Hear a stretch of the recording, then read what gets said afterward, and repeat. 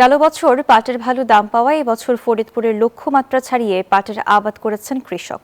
এ বিষয়ে আরো জানাতে ফরিদপুর থেকে যুক্ত হচ্ছেন আমাদের সহকর্মী খায়রুজ্জামান সোহাগ। সোহাগ, জানাবেন যে এই বছর জেলায় পাটের আবাদ কেমন দেখতে পাচ্ছেন এবং কতটুকু সন্তুষ্ট আসলে কৃষকেরা?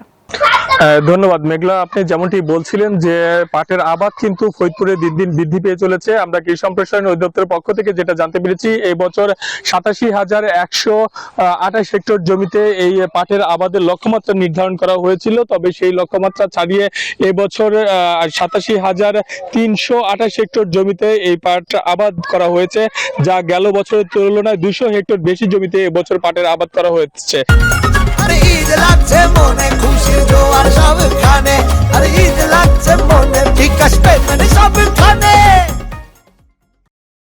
যার অন্যতম কারণ যে পাটের ভালো দাম পেয়েছেন, এই কারণে কিন্তু কৃষকরা এই বছর পাটের আবাদ বৃদ্ধি করেছেন। তবে মৌসুমের শুরুতেই কিন্তু একটি সমস্যা দেখা দিয়েছিল, অতিরিক্ত খরা এবং ডিজেলের সংকটে কিন্তু সময় মতো সেচ দিতে না পারায় কৃষকরা সমস্যার মধ্যে কিন্তু পড়েছিলেন। তবে বর্তমানে বৃষ্টি ভালো হওয়াতে পাটের ফলনও কিন্তু বেশ ভালো হয়েছে।